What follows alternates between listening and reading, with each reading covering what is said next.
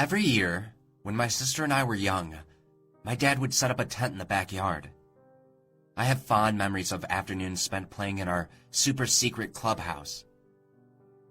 To enter, visitors have to either recite the password or pay a reasonable entrance fee. 1 cookie per club member. The tent was ours and ours alone, and we could leave it in as big a mess as we had wanted without getting scolded. Comics, toys, blankets, and even clothes were scattered about on the floor, but neither of us minded the chaos. On rare occasions, Dad would let us spend the night alone in the tent. Those nights were particularly special to us, as they were the only times we got to do anything outdoorsy. We lived in the city, and the closest thing we got to nature was a small forest separating our yard from the neighbor's house. The trees were so thin and far apart from one another that we could clearly see through the other side. It barely qualified as a forest to begin with, but despite this, I learned one night that something could hide in it, just out of sight. That night was the last night I ever spent in the tent.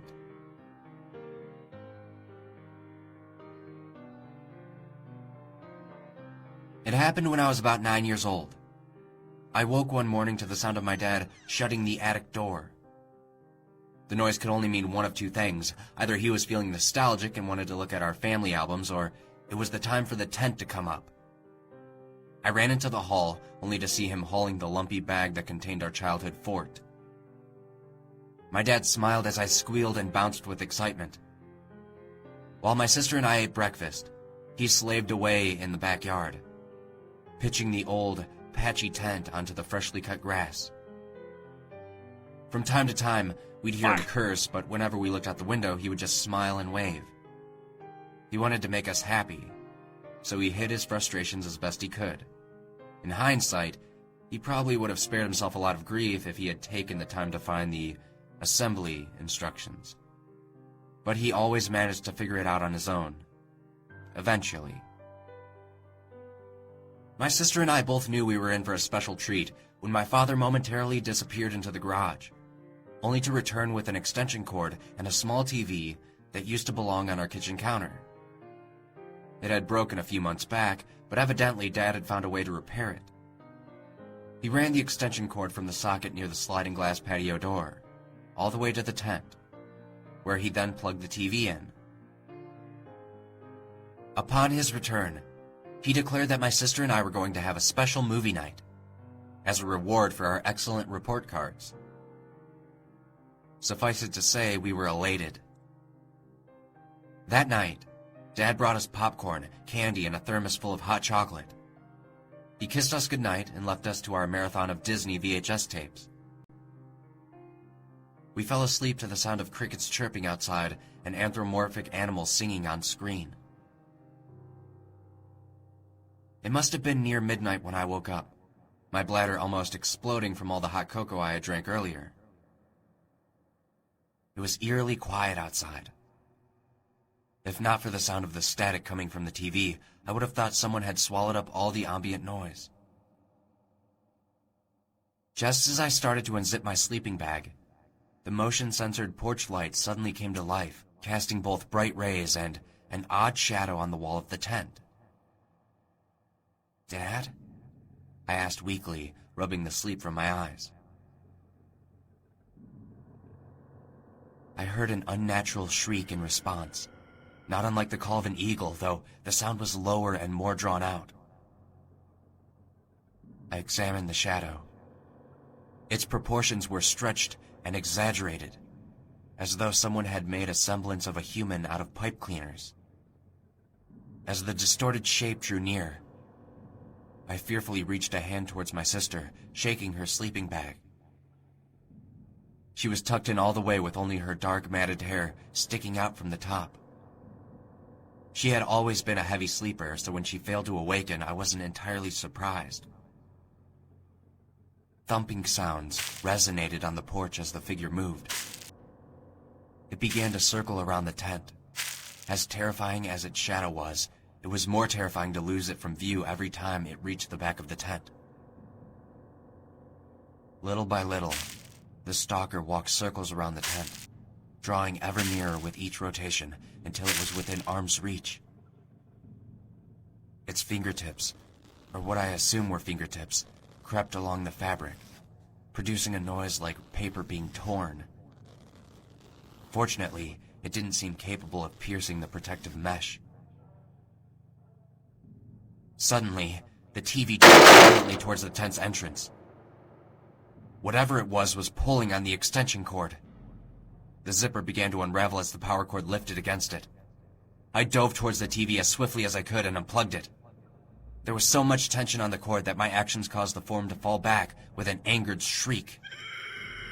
This time, I heard my sister stirring in her bed. I had barely had time to process what happened when I saw something slide into the tent from the small opening it had just made. Its texture was unlike anything I had ever seen or have ever seen since. I'd say it was similar to a lizard's scales, only more porous. With a frightened yelp, I smashed the TV against the finger, causing it to retract. Quickly, I pulled the zipper back down to the ground, only to feel the creature pulling it in the opposite direction. Whatever it was, it wanted to get in, but I wasn't going to let it happen. I may have been just a child, but I was stronger than I looked. In the midst of a temper tantrum, my father had once locked me in my room. Despite the fact that a grown man was holding the door shut, I still managed to crack it open a few times by sheer force of will. Now, I was doing the same, but with a flimsy zipper instead. A snap resounded in the backyard, and once again, the creature fell and bellowed. I could only deduce that the slider on its end had broken. Its ear-piercing howls made me quiver. I felt paralyzed, but I kept my hands firmly in place. My sister, on the other hand, merely turned over in her sleeping bag. As I sat there in abject horror, I heard the creature's footsteps head towards the woods, where they grew even more distant. Even when the motion sensor lights finally turned off 10 minutes later, I remained vigilant, never letting go of the zipper inside the tent. I imagined myself as a brave centurion, dutifully protecting its post, until I eventually passed out from exhaustion. Come morning, I could still see my sister's form snoozing lazily in her sleeping bag. I flew out of the tent, zipping it back up behind me. I felt like she'd be safe in the light of day, and I'd be able to go get my dad. However, as I reached the patio door, I saw my sister sitting at the kitchen table, happily swinging her legs while she scooped up her favorite chocolate-flavored cereal.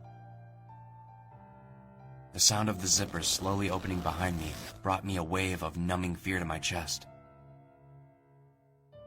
My head turned slowly towards the tent, just in time to catch a glimpse of something running into the woods away from my house. Something with black, matted hair and strange proportions. It was gone in a flash, but from what little I could see of it, I could tell it was smaller than what had been outside my tent earlier. My sister had woken up long before me that night. The click of the VHS tape coming to an end had woken her up, and she had gone inside to sleep, where it was warmer